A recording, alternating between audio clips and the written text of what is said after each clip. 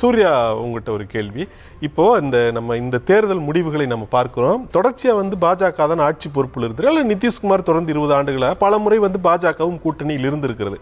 இந்தியாவினுடைய தேசிய அளவில் இருக்கக்கூடிய சமூக நல குறியீடுகள் அப்படின்னு எடுத்துக்கிட்டோம்னா எல்லாத்திலையுமே பீகார் பின்தங்கித்தான் இருக்கிறது. இந்தியா முழுவதும் அங்கிருந்து புலம்பெயர்ந்து பீகாரிகள் தான் பல மாநிலங்களுக்கு பெருமளவில் வேலைக்கு செல்கிறார்கள். காரணம், அவங்களுக்கு உள்ளூரில் வேலை வாய்ப்பு இல்லை.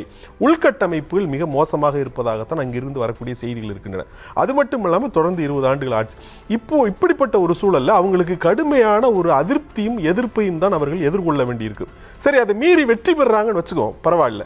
ஆனால் இந்த வெற்றி இருக்குல்ல, இந்த வெற்றி லேண்ட்ஸ்லைடுன்னு கருத்து கணிப்புகள் எக்ஸிட் போலெல்லாம் மிஞ்சி இந்த கிட்டத்தட்ட 200 தொகுதிகளை எட்டுகிறது. இந்த வெற்றி நம்ப தகுந்த வெற்றி தானா? மிக நிச்சயமாக நம்ப தகுந்த வெற்றி தான். எதிர்கட்சிகளுக்கு அதை ஏற்றுக்கொள்வதற்கு மனம் இல்லாமல் பல காரணங்கள், தேர்தல் ஆணையம் இதை பற்றிலாம் சொல்கிறாங்க.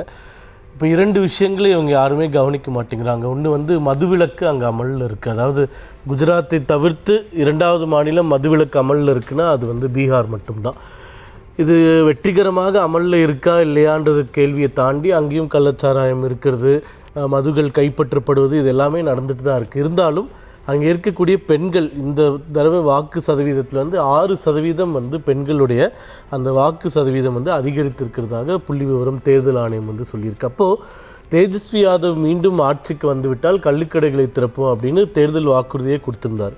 பிரசாந்த் கிஷோர் ஒருபடி மேலே போய் பிராந்தி கடைகளை மீண்டும் திறந்து விடுவோம் அப்படின்ற வாக்குறுதிகளை கொடுத்திருந்தார். அப்போ அது பெண்களை முழுவதுமாக ஒரு பக்கமாக அவர்கள் வாக்குகளை செலுத்துவதற்கு ஒரு காரணியாக அமைந்து விட்டது.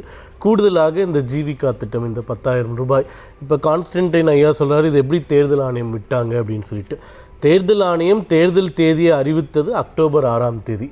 இந்த திட்டம் அமல்படுத்தப்பட்டது செப்டம்பர் 26ஆம் தேதி. செப்டம்பர் 26ஆம் தேதியே 1,60,00,000 பயனாளிகளுக்கு அந்த 10,000 ரூபாய் அனுப்பி ஆகிவிட்டது. அப்போது தேர்தலே அறிவிக்காதப்போ ஒரு திட்டத்தை அனௌன்ஸ் பண்ணுவதற்கும் பணம் அனுப்புவதற்கும் எல்லா மாநில அரசாங்கத்திற்கும் உரிமை இருக்கின்றது. இப்போ இந்த 10,000 ரூபாய் கொடுத்துட்டதுனால இவ்வளோ பெரிய வெற்றியான்னு கேட்டிங்கன்னா நிச்சயமாக கிடையாது. ஏனென்றால் இதற்கு முன்பு நம்மளுக்கு பக்கத்தில் இருக்கக்கூடிய மாநிலம் ஆந்திர பிரதேசத்தில் ஜெகன்மோகன் ரெட்டி இது போன்று எவ்வளோ திட்டங்கள், எவ்வளோ பணம் மக்களுக்கு நேரடியாக கொடுத்தாருன்றதை நம்ம பார்த்தோம்.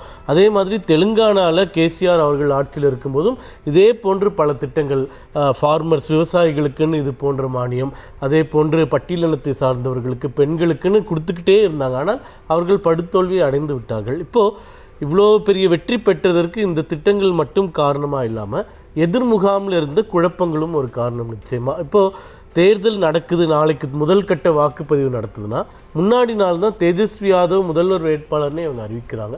முன்னாடி நாள் தான் அந்த தேர்தல் அறிக்கையே வெளியிடுறாங்க எதிர்முகாமில் இருக்கக்கூடியவர்கள்.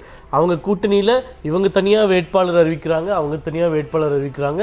28 தொகுதிகளுக்கு இண்டி கூட்டணியில் இருக்கக்கூடியவர்களே மாறி மாறி வேட்பாளர்களை போட்டாங்க. கம்யூனிஸ்ட்டும் போடுறாங்க, காங்கிரஸும் போடுறாங்க, ஆர்ஜேடியும் போடுறாங்க. அப்போது ஒரு கூட்டணியை ஒருங்கிணைப்பதற்கு கூட அங்கே ஒருத்தர் கூட இல்லை. அவர்கள் மாற்றி மாற்றி அடித்து கொண்டார்கள், சண்டை போட்டார்கள். அதே இந்த பக்கம் பாருங்கள், மிக சுமூகமான கூட்டணி பேச்சுவார்த்தை. நாங்கள் 20 வருடத்தில் ஒரு 3 ஆண்டுகள் தவிர்த்து 17 ஆண்டுகள் ஆட்சியில் இருந்தால் கூட 101 சீட்டு 101 சீட்டுன்னு நாங்கள் பிரித்து கொண்டு மற்ற கட்சிகளுக்கு மீதி 35 இடங்களை கொடுத்தோம். இப்போது இந்த வெற்றிக்கு இன்னொரு முக்கியமான காரணம், கடந்த தேர்தலில் மிக குறைவான வாக்குகள் வித்தியாசத்தில் தான் நாங்கள் ஜெயிச்சிருந்தோம். நீங்களே பார்த்துருப்பீங்க, 2% தான் வாக்கு வித்தியாசம். ஆனால் ராம்விலாஸ் பாஸ்வான் அவர்கள் ஆரம்பித்த கட்சி, அவர்களுடைய மகன் சிராக் பாஸ்வான் இப்போ அந்த எல்ஜேபி கட்சியை நடத்தி கொண்டு செல்கிறார்.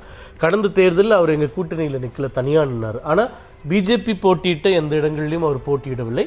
நிதிஷ்குமார் போட்டியிட்ட அனைத்து இடங்கள்லையும் போட்டியிட்டார். அப்போது கடந்த தேர்தலிலே அவர் கட்சி தனியாக நின்றதால் ஜேடியு 28 இடங்களில் வீழ்ச்சி அடைந்தது.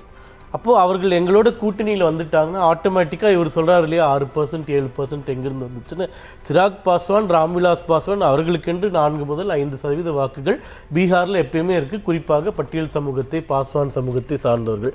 இப்போ அந்த 5% ஓட்டு முழுவதுமாக எங்களுக்கு வந்ததுன்றப்போ, கூட்டணியும் நல்லா கெமிஸ்ட்ரி அலையன்ஸ் இருக்குன்றப்போ அது எல்லாமே சேர்ந்து தான் இந்த எஃபெக்ட் வந்திருக்கிறதா நம்ம பார்க்குறோம். மிகச்சிறப்பாக நீங்கள் அந்த காரணங்களை பட்டியலிட்டீங்க. நம்ம தொடர்ந்து பேசுவோம்.